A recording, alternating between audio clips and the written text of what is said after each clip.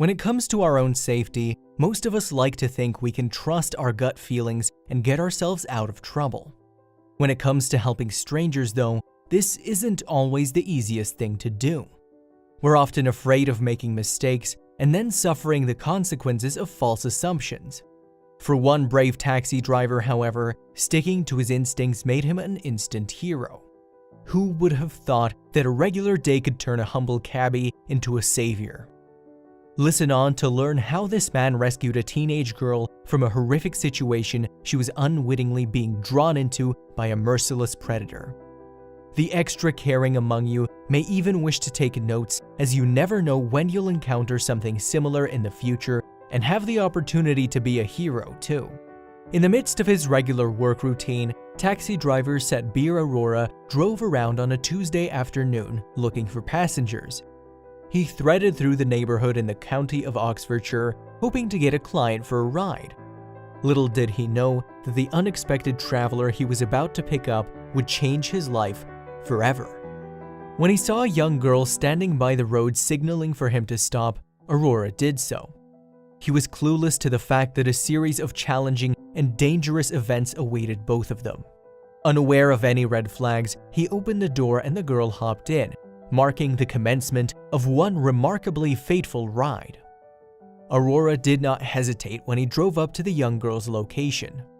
Judging from her looks, she appeared to be around 13 years old, dressed in a conservative school uniform. When she entered the taxi, she politely asked Arora to take her to the Gloucestershire railway station. Arora was surprised by the unlikely request.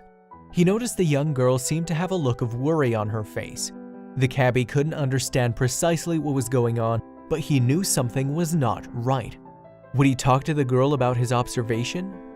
The Gloucestershire railway station was more than an hour from the town of Oxfordshire, where he picked up the young girl. Referencing his knowledge of the distance between the two locations against her strange behavior, Arora felt uneasy. Yet at the time, he couldn't figure out why. He knew that his passenger's choice of drop-off point was completely none of his business. But for this teenage girl, he felt like something wasn't right. The very fact that she had to travel in a taxi to a train station that was over an hour from her house had him worried. Aurora's instincts at the time were telling him that her parents were probably unaware of what was going on. If they knew she was going so far, he felt she must have lied to them when explaining why. Multiple theories were racing through Aurora's mind, and he noticed that the young girl seemed pretty worried too. To break the tension, he tried to start a conversation, engaging her in some sort of small talk. He started by asking the young girl why she was heading so far from their home. Would the girl trust him enough to open up? For Arora, engaging in small talk with his passengers was a normal thing, especially for long rides. But with this young girl, he didn't know what to expect, as she seemed to be anxious from the very start. Then the girl said nothing. She just kept her silence in the back of the taxi. But Arora was persistent. He kept asking her details about the trip to help him understand her situation. He specifically asked where she was headed when she got to Gloucestershire station. Pressed by the cab driver's friendly but insistent interrogation, the schoolgirl finally gave in and answered him. But a response only heightened the tension and made Arora more suspicious of her and the entire situation. While she did speak, the young girl refused to reveal much information. The 13-year-old lass simply told him that she was heading somewhere with a friend. She didn't drop a name nor any details, so her vague response prompted the suspicious driver to ask more questions. "Do your parents know about this?" When asked if her parents knew about her trip, she gave a defensive answer by insisting that they were aware she was meeting a friend.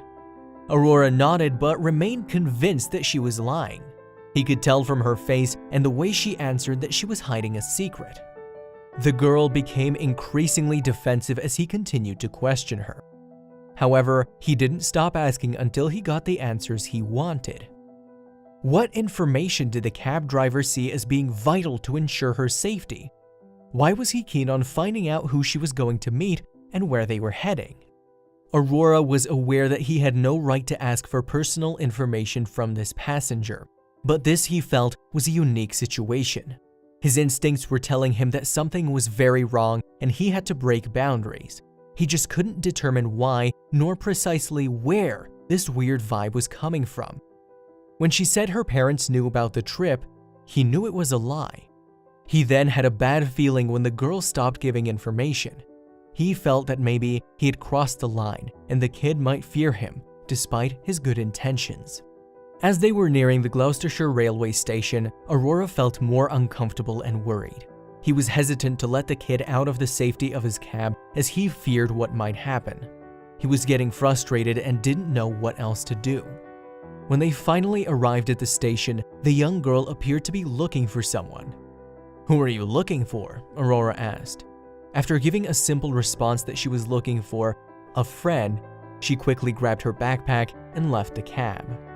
When the girl exited the taxi, Aurora did not feel right about leaving the station. He was determined to stay at least until her friend arrived. As he was observing the young girl, she appeared to become more upset. This behavior only cemented his decision to stay. Aurora didn't feel at ease leaving the teenage girl, so he stayed and continued to observe the situation. Not knowing what to do, he called his wife to get some advice. He explained the predicament he was in and hoped she would be able to help him figure out what to do next. Since Aurora and his wife operate their taxi service together, he called her. He felt the need to talk to her about the youngster's suspicious behavior and hoped she could offer some advice on how to help this young kid. While he was talking to his wife on the phone about what happened, Aurora kept an eye on the girl. He wanted to make sure he'd be able to monitor her and ensure her safety. Aurora's wife was equally concerned. What was it about this kid that was so unsettling? After hearing about the situation, Aurora's wife became worried too. As a woman, she thought that the young girl might be more comfortable speaking to her. With her motherly instincts kicking into overdrive and her husband agreeing that it was the best thing to do, she decided to attempt talking to the young girl. They believed that speaking with a woman might make the 13-year-old feel a bit more at ease in opening up. Aurora then rolled down his window and called out to the girl. Will she trust him enough to come over, and then again to talk to his wife? The girl had been waiting anxiously, but several minutes had already passed with no one showing up to meet her. Aurora called her and asked her to speak with his wife over the phone. She refused at first, but after some convincing words from Aurora, the girl eventually agreed. The lost little soul took the phone from the cab driver's hand. Will his wife convince her to open up about who she's meeting and where they are heading? Will the couple save her from a potentially deadly situation? "Hello?" the girl said, putting the phone to her ear. Although she was hesitant, she still agreed to talk to the cab driver's wife. He watched on as the conversation unfolding, his wife asking a lot of the same questions he had been trying to get answers to just moments earlier. "Do your parents really know where you're going?" Aurora's wife asked. The girl did not answer the question immediately, but the truth was hovering somewhere in the back of her mind, waiting for her to work up the courage to let it out. Could this kid be in big trouble? How will the couple help her? Although she was worried, Aurora's wife did not let the girl feel that they were anxious about the situation. She continued with her questions and even called the girl out, gently, of course, for not calling the truth. As it turns out, this motherly accusation was precisely what the girl needed to hear to finally admit the truth. The schoolgirl, although nervous, revealed that she hadn't told her parents about her trip. She also told Aurora's wife that she was anxious about the situation she was getting herself into. Because she was a minor, the couple did not think twice about immediately seeking help from the police. Aurora called the authorities right away, requesting immediate assistance. While they waited for the police officers to arrive, he talked to the girl again. He asked her who in particular she was meeting at the station, hoping she'd give a detailed answer. This time, the young girl felt a tad more at ease with the taxi driver. She felt the urge to be truthful and said she was meeting a friend whom she had become acquainted with on the internet. Her answer verified Aurora's gut feeling that something bad was in the works. Upon learning of the girl's online friend, Aurora knew he had to stay and protect her from the terrible situation she was at risk of being swept up in. Considering she was underage and alone, he knew he had to help her. Meanwhile, the phantom from the internet was about to make his entrance. A 24-year-old guy named Sam Hewings was, at that very moment, zeroing in on the Gloucestershire station. With a backpack clutched tightly in one hand, he scanned the crowd looking for someone in particular.